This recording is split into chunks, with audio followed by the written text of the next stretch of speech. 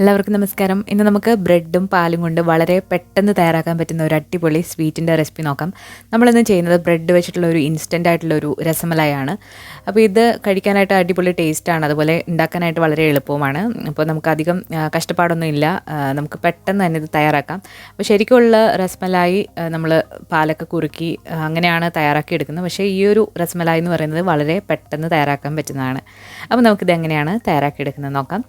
അപ്പോൾ നമ്മൾ ഈ ഒരു രസമലായി തയ്യാറാക്കാൻ വേണ്ടിയിട്ട് ആദ്യം തന്നെ നമ്മൾ പാല് നന്നായിട്ടൊന്ന് കുറുക്കിയെടുക്കണം. അപ്പോൾ അതിന് വേണ്ടിയിട്ട് നമ്മളിവിടെ 1 ലിറ്റർ പാലാണ് എടുത്തിട്ടുള്ളത്. ഈ 1 ലിറ്റർ പാല് അളവ് വെച്ചിട്ട് നമുക്ക് ഒരു 4 മുതൽ 5 ബ്രെഡ് സ്ലൈസ് വരെ നമുക്ക് ഈ ഒരു രസമലായി തയ്യാറാക്കി എടുക്കാൻ പറ്റും. അപ്പോൾ നമ്മൾ ഈ ഒരു പാല് നന്നായിട്ടൊന്ന് തിളപ്പിച്ചെടുക്കണം. ഈ ഒരു പാലിപ്പം 1 ലിറ്റർ ഉണ്ട്. അപ്പോൾ അത് നന്നായിട്ട് തിളപ്പിച്ച് കുറുക്കിയെടുക്കണം. അപ്പോൾ ഇത് കൂടിയ ഫ്ലെയിമിൽ തന്നെ നന്നായിട്ട് ഇളക്കി കൊടുത്തതിന് ശേഷം ഇത് നന്നായിട്ടൊന്ന് തിളപ്പിച്ചെടുക്കാം. ഒന്ന് തിള വന്നു കഴിഞ്ഞാൽ നമുക്കിതിലേക്ക് പഞ്ചസാര ഇട്ട് കൊടുക്കാം. പഞ്ചസാര ഒരു 50 ഗ്രാം, അതായത് ഒരു 3-4 ടേബിൾ സ്പൂൺ വരെ നിങ്ങൾക്ക് ചേർത്ത് കൊടുക്കാം.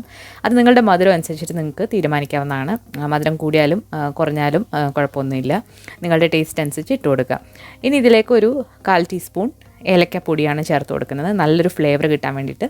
ഏലക്കപ്പൊടിക്ക് പകരം നിങ്ങൾക്ക് കുങ്കുമപ്പൂവും ഇട്ട് കൊടുക്കാവുന്നതാണ്. അപ്പോൾ ഇവിടെ ആർക്കും കുങ്കുമപ്പൂവിൻ്റെ ടേസ്റ്റ് അത്ര ഇഷ്ടമല്ല, അതുകൊണ്ട് ഞാൻ ഏലക്കപ്പൊടിയാണ് ചേർത്ത് കൊടുത്തിട്ടുള്ളത്.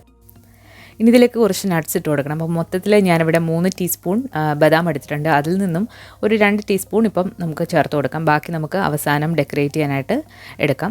അതുപോലെ തന്നെ അണ്ടിപ്പരിപ്പും എടുത്തിട്ടുണ്ട്. ഞാനത് 2 ടീസ്പൂണാണ് എടുത്തിട്ടുള്ളത്. അതിൽ നിന്നും 1 ടീസ്പൂൺ ഇപ്പോൾ ചേർത്ത് കൊടുക്കാം. ഇത് കൂടാതെ നിങ്ങൾക്ക് പിസ്തയൊക്കെ ഇതിലേക്ക് ചേർത്ത് കൊടുക്കാവുന്നതാണ്, അത് നിങ്ങളുടെ ഇഷ്ടമാണ്. ഇതിപ്പോൾ പകുതി അളവിലേക്ക് വന്നിട്ടുണ്ട്. ഇനി ഇത് ഒന്നുകൂടി ഒന്ന് കുറുകിയിട്ട് ഒരു 1/4 ഭാഗം ആകുന്നവരെ നന്നായിട്ടൊന്ന് കുറുക്കിയെടുക്കുക. അപ്പം ഇളക്കി കൊടുക്കാൻ മറക്കരുത്. ഇടയ്ക്ക് പാല് വെച്ചിട്ട് നമ്മളങ്ങ് പോരുത്, തിളച്ച് പോകാനുള്ള സാധ്യതയുണ്ട്. അപ്പം നമ്മളിതുപോലെ നന്നായിട്ട് കുറുക്കി എടുത്തിട്ടുണ്ട്. ഇനി ഇത് നന്നായിട്ട് തണുപ്പിച്ച് എടുക്കണം. അപ്പോൾ അത് തണുക്കാനായിട്ട് മാറ്റി വെക്കുന്ന സമയം കൊണ്ട് നമുക്കിതിലേക്ക് വേണ്ട ബ്രെഡ് ഒന്ന് സ്ലൈസ് ചെയ്തെടുക്കാം. ബ്രെഡ് എന്ന് പറയുമ്പോൾ ഇതിൻ്റെ വശങ്ങളൊന്നും പാടില്ല. അപ്പോൾ നമ്മളിവിടെ 4 ബ്രെഡാണ് എടുത്തിട്ടുള്ളത്. ഈ ഒരു ബ്രെഡ് നമുക്ക് ഇഷ്ടമുള്ള ഷേപ്പിൽ കട്ട് ചെയ്തെടുക്കാം. നിങ്ങൾക്ക് ഇതുപോലെ ഒരു പാത്രം വെച്ചിട്ട് റൗണ്ട് ഷേപ്പിലാക്കാം, അല്ലാന്നുണ്ടെങ്കിൽ സൈഡ് കട്ട് ചെയ്തിട്ട് സ്ക്വയർ ഷേപ്പിലും എടുക്കാവുന്നതാണ്. പിന്നെ കുറച്ച് വലിയ പാത്രം എടുക്കുകയാണെങ്കിൽ ആ ഒരു ബ്രെഡ് കൂടുതൽ വേസ്റ്റ് ആക്കാതെ നമുക്ക് എടുക്കാനായിട്ട് പറ്റും.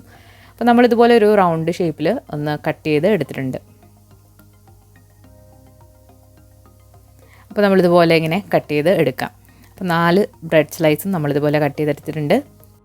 ഇനി നമ്മൾ നേരത്തെ തയ്യാറാക്കി വെച്ചിരിക്കുന്ന ആ ഒരു പാലിൻ്റെ കൂട്ട് നന്നായിട്ടൊന്ന് തണുപ്പിച്ചെടുത്തിട്ടുണ്ട്. ഇത് ഫ്രിഡ്ജിൽ ഒരു 2 മണിക്കൂറെങ്കിലും ഇതൊന്ന് തണുപ്പിച്ചിട്ട് നമ്മളിത് ഡിപ്പ് ചെയ്തെടുക്കുകയാണെങ്കിൽ നല്ല ടേസ്റ്റാണ്. അല്ലാന്നുണ്ടെങ്കിൽ നിങ്ങൾക്ക് ഇങ്ങനെ ഡിപ്പ് ചെയ്തതിന് ശേഷവും തണുപ്പിക്കാനായിട്ട് മാറ്റി വെക്കാം.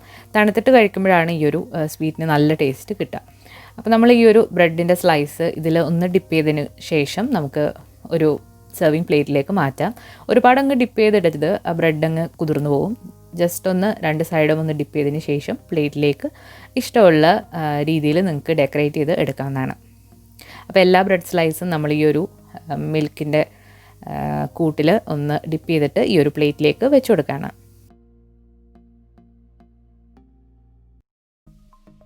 ഇനി അവസാനമായിട്ട് നമ്മൾ ഈ ഒരു ബാക്കി വന്ന ഈ ഒരു പാലിൻ്റെ കൂട്ട് ഇതിന് മുകളിലായിട്ട് ഇതുപോലെ ഒന്ന് സ്പ്രെഡ് ചെയ്ത് കൊടുക്കുക. അതിനുശേഷം ബാക്കിയുള്ള നട്ട്സും ഇതിന് മുകളിലായിട്ടൊന്ന് ഡെക്കറേറ്റ് ചെയ്ത് കൊടുക്കാം. അപ്പോൾ വളരെ എളുപ്പത്തിൽ വളരെ ടേസ്റ്റി ആയിട്ടുള്ള ഒരു അടിപൊളി സ്വീറ്റ് ഇവിടെ റെഡി ആയിട്ടുണ്ട്. അപ്പോൾ എല്ലാവരും ഒന്ന് ട്രൈ ചെയ്ത് നോക്കണം, നല്ല ടേസ്റ്റിയാണ്. അപ്പോൾ ഗസ്റ്റൊക്കെ വരുമ്പോഴും ഡെസേർട്ടായിട്ട് സെർവ് ചെയ്യാൻ പറ്റുന്ന ഒരു അടിപൊളി റെസിപ്പിയാണ്. അപ്പോൾ എല്ലാവരും ട്രൈ ചെയ്ത് നോക്കിയിട്ട് നിങ്ങളുടെ ഫീഡ്ബാക്ക്സ് അറിയിക്കുക.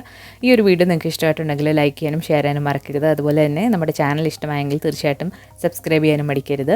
പുതിയൊരു റെസിപ്പി വീഡിയോ ആയിട്ട് നമുക്ക് വീണ്ടും കാണാം. താങ്ക്